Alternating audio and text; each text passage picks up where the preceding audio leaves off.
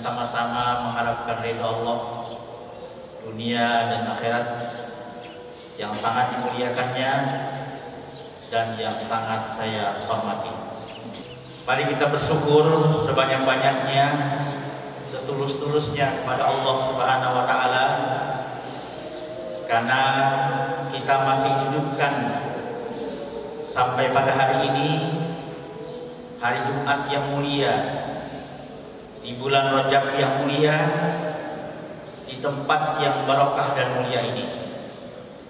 Mudah-mudahan dengan bersyukur itu kita diangkat menjadi orang yang mulia di sisinya, baik pandangan manusia di dunia ini sampai kembali kita kepada Allah di akhirat nanti. Salam dan salawat semoga tercurahkan terus menerus kepada junjungan kita Nabi Muhammad, manusia mulia, diberikan tugas dan risalah yang mulia dengan pedoman Al-Quran yang mulia untuk mengangkat semua manusia ke derajat kehinaan menjadi derajat kemuliaan. Kemudian kita berdoa kepada Allah di bulan Rajab ini, mudah-mudahan kita berikan barokah, kemudian bisa masuk bulan Sya'ban dan kemudian menemui bulan Ramadan. Allahumma barik lana fi Rajab wa Sya'ban wa balighna Ramadan. Kemudian apa hikmah, apa barokah yang bisa kita ambil di bulan yang mulia ini? Teringat saya satu ungkapan yang berbunyi, Inna Rajab syahrullah wa Sya'ban syahri wa Ramadan syahru ummati. Sesungguhnya Rajab itu bulan Allah, Sya'ban bulanku, Ramadan bulan umatku. Padahal semua hari, semua bulan adalah milik Allah Subhanahu wa taala. Tapi kenapa secara khusus Allah mengatakan bahwa Rajab ini adalah bulan Allah? Telah kita sama ketahui dan kita masih ingat bahwa di bulan Rajab ini terjadi satu peristiwa yang istimewa buat Nabi dan satu yang luar biasa buat semua manusia, yaitu di Isra dan Mi'rajnya Nabi kita Muhammad sallallahu alaihi wasallam.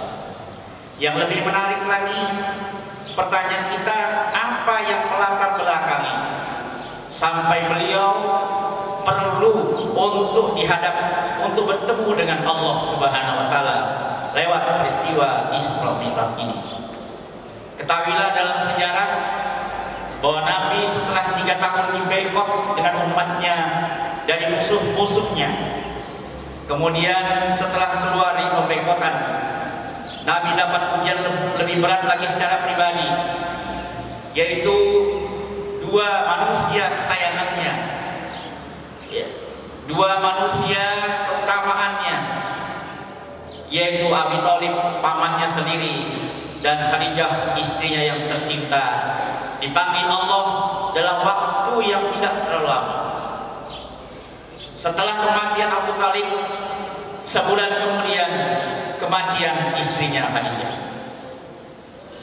sehingga Nabi sangat sedih sekali, sangat duka sekali, duka yang tidak terhingga.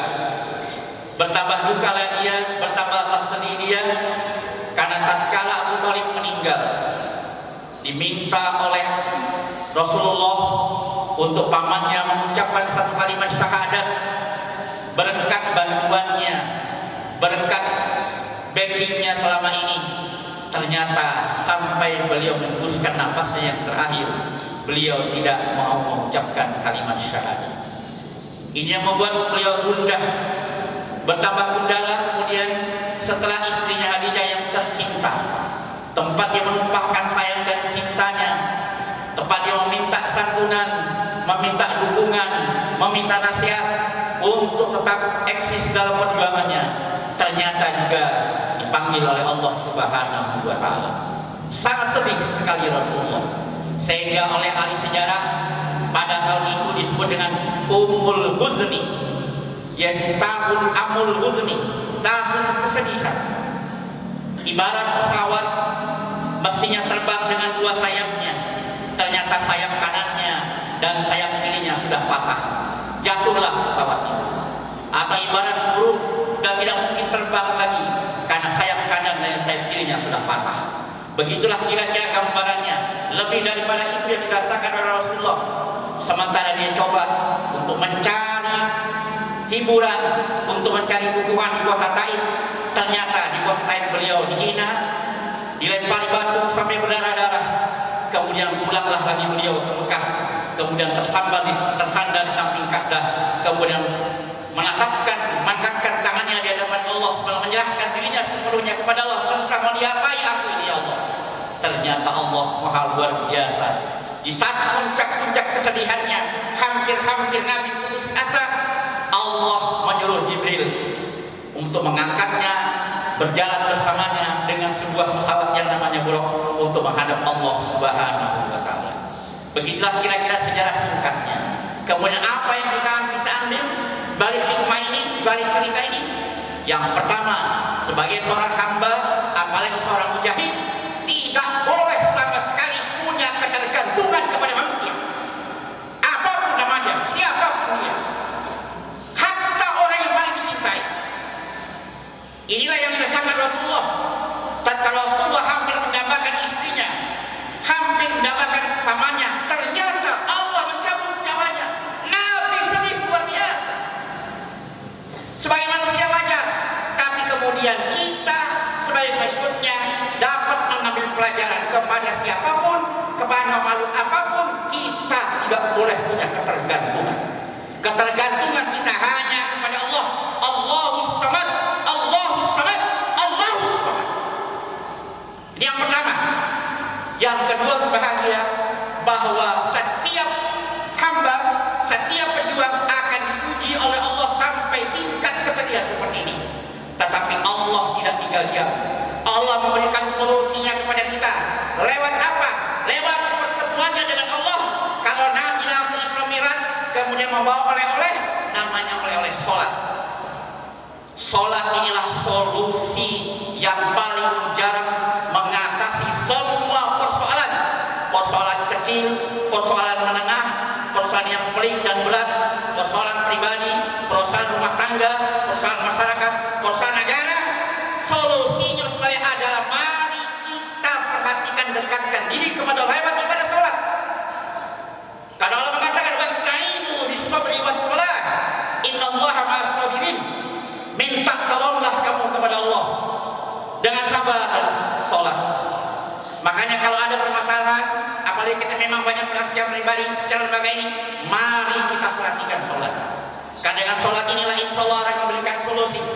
Karena Allah tempat melaporkan semua permasalahan. Karena Dia memberikan masalah, karena Dia memberikan ujian, karena Dia memberikan cobaan, maka kepada Dia kita minta bagaimana solusinya. Lewat pendekatan diri kita kepada Allah. Dan itu yang diajarkan Allah secara langsung kepada Mari dengan peristiwa Isra Mi'raj. Yang ketiga, marilah kita jaga baik-baik sholat ini. Karena sholat itu adalah pekerjaan yang paling utama. Saking utamanya, saking pentingnya saudara, maka Rasulullah disuruh menghadap langsung untuk menerima ibadah sholat. Untuk menerima ibadah sholat. Ya, oleh karena itu bahagia marilah kita jaga sholat ini sebagai wujud menjaga Allah Subhanahu wa taala. Karena Allah mengatakan dalam hadis lainnya, "Ihfazillah yahfazka." Jaga Allah, Allah menjagamu. Jadi kalau kita semuanya menjaga Allah, Allah menjaga kita semua, Allah menjaga perjuangan ini. Oleh karena itu salah satu di antara jagalah sholat, khususnya sholat berjamaah. Kita berusaha semaksimal mungkin untuk sampai Syaban, apalagi menuju Ramadan. Mulai hari ini kita harus pasang tekan dalam diri kita, usahakan dalam hidup ini jangan sampai kita masbuk untuk supaya ada peningkatan dalam rangka mempersiapkan diri untuk masuk Syaban menuju Ramadan. Karena Allah mengatakan hafizu 'alas shalawati was shalatil wusta wa qumu lillahi qanitin. Jagalah salatmu dengan baik, terutama salat asar. Kemudian tegaklah kamu, istiqlah kamu dalam ketaatan kepada Allah Subhanahu wa taala.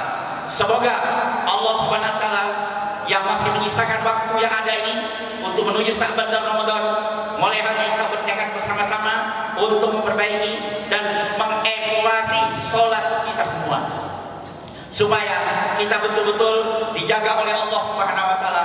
Kalau Allah menjaga, masya Allah, Allah itu tidak tidur, Pak. Allah itu tidak ngantuk. Kalau satpam, kalau manusia ada ngantuk, ada tidurnya. Allah kalau menjaga tidak tidur, tidak ngantuk. Oleh karena itu, marilah kita dekatkan diri kita kepada Allah lewat ibadah sholat. Tingkatkanlah baik waktunya, baik jumlahnya, baik kualitasnya, supaya kita sama-sama menjadi mujahid-mujahid yang siap dibantu dan ditolong oleh Allah Subhanahu wa taala. Barakallahu li wa lakum.